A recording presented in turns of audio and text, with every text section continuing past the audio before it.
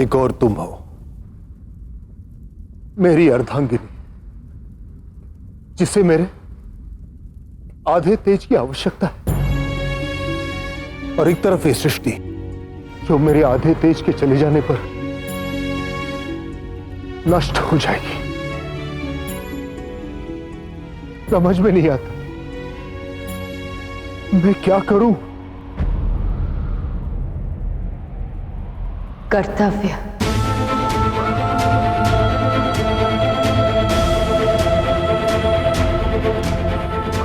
अपना कर्तव्य पूर्ण कीजिए देव।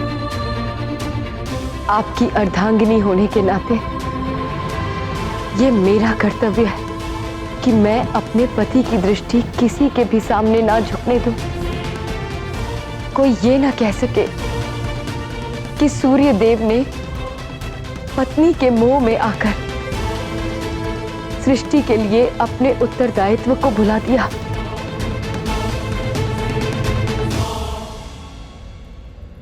आपका कर्तव्य है सृष्टि के लिए जलना। जो संसार के लिए जलता है वो किसी एक के लिए बुझ नहीं सकता,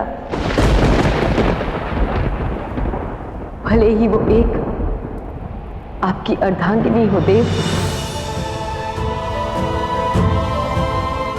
जो संपूर्ण सृष्टि के लिए जलता है वो किसी एक के लिए बुझ नहीं सकता।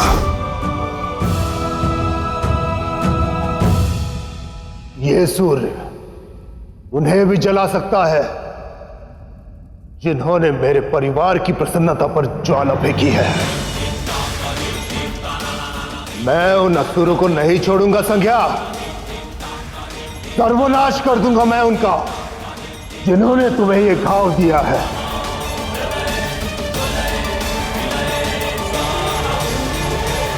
इसमें असुरों का कोई दोष नहीं है देव।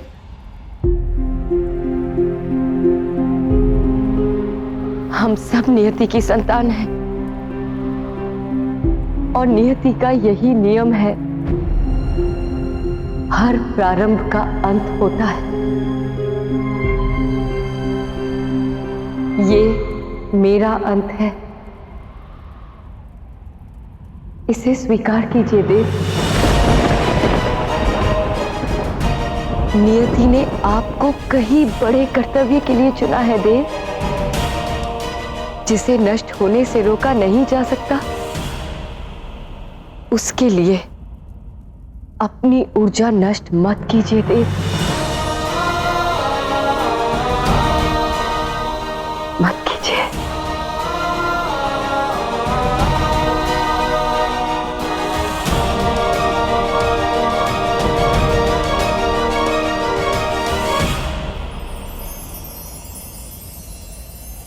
आप अपना कर्तव्य निभाइए देव।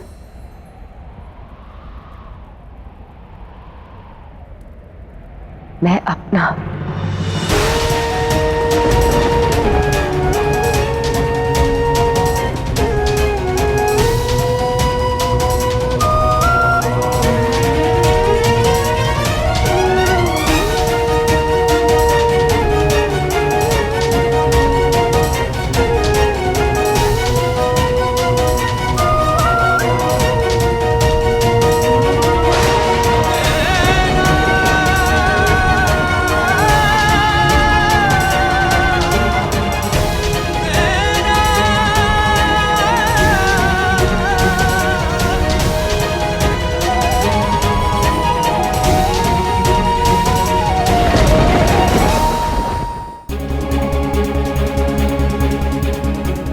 यदि मैं इन्हें सत्य बता दूं तो हो सकता है ये मुझे मित्र शनि से भेंट करने दे।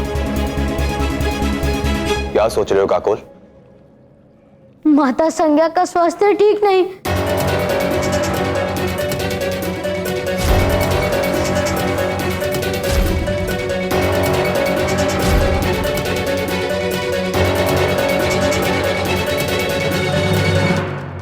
सूर्यदेव का प्रयास और देव विश्वकर्मा की औषधि भी कुछ असर नहीं दिखा रही।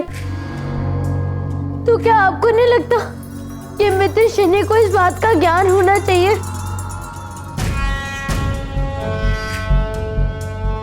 अच्छा किया जो तुम यहां पर आ गए। मुझे देवगुरु से इस विषय में बात करनी होगी। वो राजा मृत समान होता है जिससे उसका मुकुट छीन लिया जाए। देवराज को ये मुकुट मेरी माता के चरणों में रखना होगा। मार्ग पर आ जाओ, अन्यथा मुझे तुम्हें मार्ग पर लाना होगा। नहीं, जिसने मेरा अपमान किया मैं उसके साथ सहानुभूति नहीं दिखा सकता। प्रतिशोध के लिए लाया हूं मैं उसे उसकी माता से दूर करके। अब तो और भी आनंद आएगा जब शनि को अपनी रोगी माता से दूर रहना होगा। देवराज, आप मित्र शनि को संदेश देंगे ना? बताइए ना देवराज, देंगे ना आप संदेश? देंगे ना? खेद है काकोल, तुम्हारा प्रयास विफल रहा। जाओ यहां से। शनि कभी इस व्यू से बाहर नहीं निकल पाएगा और ना ही कभी अपनी माता से मिल पाएगा।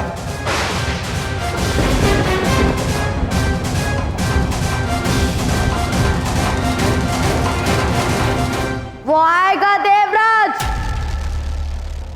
मत भूलिए वो शनि है जिसने दंभनाद का दंभ तोड़ा, जिसने चक्रवात का मुख मोड़ा, जिसने भरी सभा में आपको दोषी सिद्ध किया। वो किसी व्यू में नहीं फंस सकता। वो आएगा, सृष्टि में उसे कोई नहीं रोक सकता। यहां तक कि आप ही नहीं देवराजेंद्र।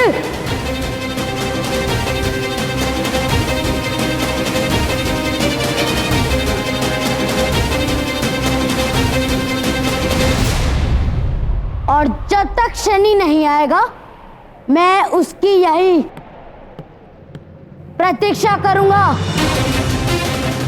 उसे आना होगा।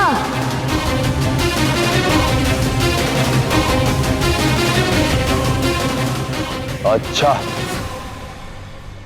बहुत अच्छा। शनि अपना पूरा जीवन व्यू तोड़ने में व्यतीत करेगा और तुम उसकी प्रतीक्षा में।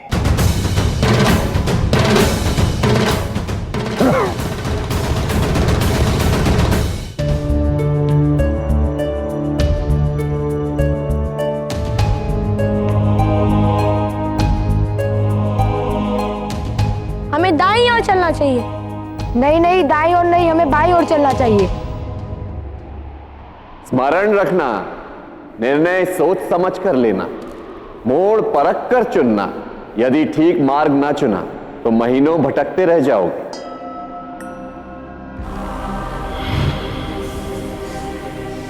विष्णवे नमः।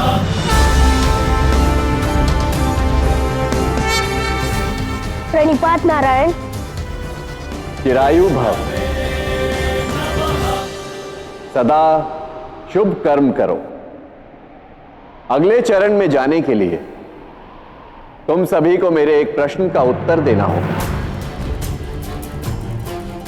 बताओ मैं किस गुण के विषय में प्रश्न करने आया हूं और ऐसा क्या विशेष है उस गुण में कि मुझे उसके विषय में पूछने आना पड़ा। तुम में से एक ने भी मेरे प्रश्न का सही उत्तर दिया तो आगे का मार्ग मैं बताऊं।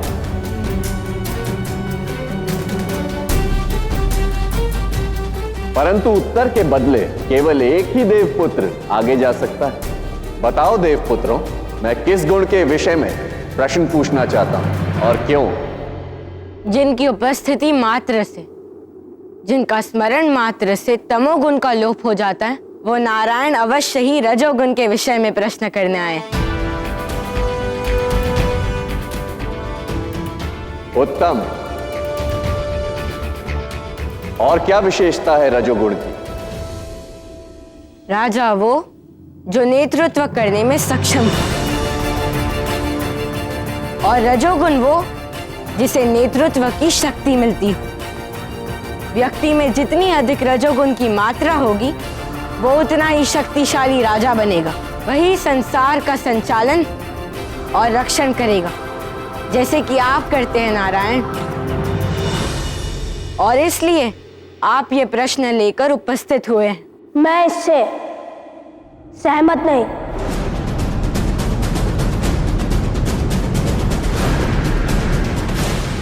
तो अपना मत प्रस्तुत करो सूर्यपुत्र। देव, ये सत्य है कि रजोगुण नेतृत्व देता है, परंतु अधिक मात्रा में रजोगुण होने से कोई उतना ही श्रेष्ठ राजा बने, यह आवश्यक नहीं।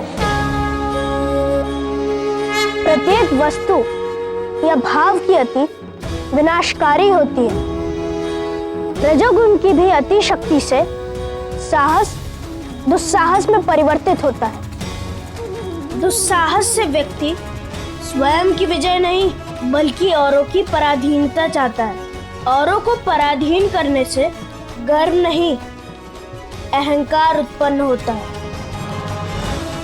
इसलिए आप यहाँ आए ये सिखाने कि रजोगुण पर शासन करना चाहिए, स्वयं उसके शासन में नहीं आना चाहिए। उत्तम, तुम्हारा उत्तर श्रेष्ठ है शनि। आओ, मैं तुम्हें अगले चरण में जाने का मार्ग दिखाता हूं, और तुम सबको अपने आगे का मार्ग स्वयं खोजना होगा।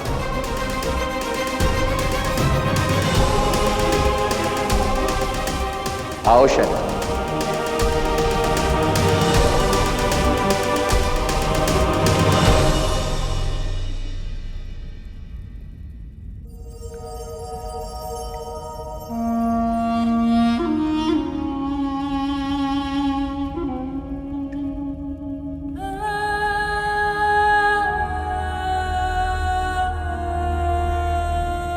बहुत पीड़ा हो रही है ना छाया?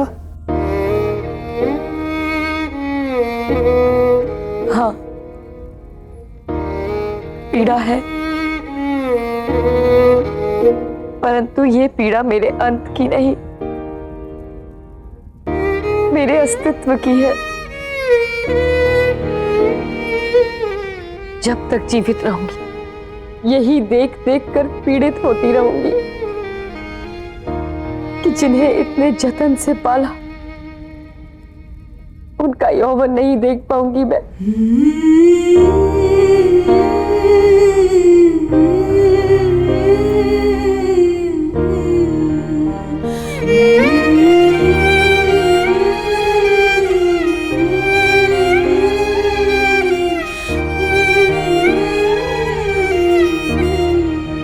अब मुझे अनुमति दीजिए देव,